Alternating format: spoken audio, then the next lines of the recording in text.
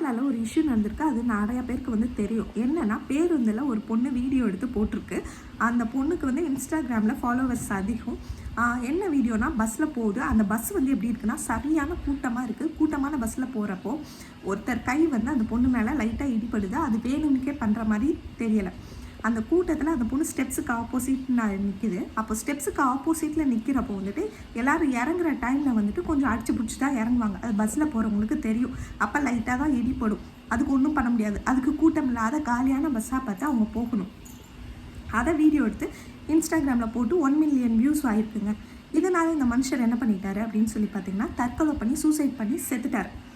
எதுக்காக அவர் சூசைட் பண்ணி செத்தாரு அப்படின்னு சொல்லி பார்த்தீங்கன்னா, சட்டம் சரியில்லை. இதுக்கு எங்க சட்டத்தை இழுக்கிறீங்க அப்படின்னு சொல்கிறீங்கன்னா, உண்மைக்கே சட்டம் வந்து இங்கே ஆண்களுக்கு ஒரு மாதிரி பெண்களுக்கு ஒரு மாதிரி தான் இருக்குது. 2 பேரும் பூமியில் ஒரே மாதிரி தானுங்க பிறக்கிறாங்க. அவங்களுக்கும் எமோஷ்னல் இது இருக்கும், மென்டல் ஸ்ட்ரெஸ் இருக்கும், அவங்களுக்கும் வந்துட்டு ஃபிசிக்கல் இதுவும் இருக்கும். அப்போது ஒரு பெண் போய் ஒரு போலீஸ் ஸ்டேஷனில் ஒரு கேஸ் கொடுத்தா அது டக்குன்னு ஆக்ஷன் எடுப்பாங்க. அதே இது ஒரு ஆண் போய் கொடுக்குறான்னா அதை டக்குன்னு அவ்வளோ சீக்கிரத்தில் எடுக்க மாட்டாங்க. ஒரு பெண்ணு போலீஸ் ஸ்டேஷனுக்கு போகிறான்னா அவள் கம்ப்ளைண்ட் தான் ஃபஸ்ட்டு வந்து நம்புவாங்க. ஒரு ஆண்னா டக்குன்னு நம்ப மாட்டாங்க. போடா அப்படின்னு சொல்லி மிரட்டி தான் அனுப்புவாங்க. எங்கள் சட்டம் ஒழுங்கு எங்கே ஆரம்பிக்குது? இப்போ அவர் இறந்ததுக்கு காரணம் என்னமா இருக்குன்னு தெரியுமா? அவருக்கும் பிள்ளை குட்டி எல்லாமே இருக்கும். இந்த வீடியோஸ் வந்து நிறைய வைரலாக போயிடுச்சு.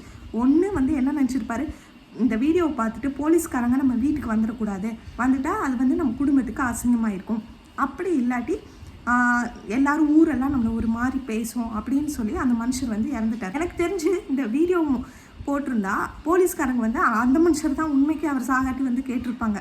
ஏன்னா அந்த மாதிரி தான் இந்த சட்ட ஒழுங்கு வந்து நம்ம ஜனநாயக நாட்டில் இருக்குது. ஆணும் பெண்ணும் சரிசமம்னு சொல்கிறாங்களே, அப்போ சட்டமும் எல்லாருக்குமே சரிசமமாக இருக்கணும். ஆண்களுக்கும் சரி பெண்களுக்கும் சரி. பெண்கள் எல்லோரும் நல்லவர்களும் கிடையாது, ஆண்கள் எல்லாரும் கெட்டவங்களும் கிடையாது.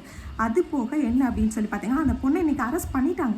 அரெஸ்ட் பண்ணிவிட்டு 10 நாள் கழிச்சு இதை பற்றி நம்ம பேசுவோமா, இதை பற்றி யோசிப்போமா? ஒவ்வொருத்தருக்கும் ஒவ்வொரு வேலை இருக்கும், போயிடுவோம். அந்த பொண்ணுக்கு ஐயோ இது பொம்பளை பிள்ளை லைஃப் கெட்டு போயிடும் அப்படின்னு சொல்லிட்டு ஜாமீன் ஈஸியாக கிடச்சிரும். அதே இது அந்த போன உயிர் வருமா? வராது. அந்த குடும்பத்துக்கு தான் அந்த வேதனை.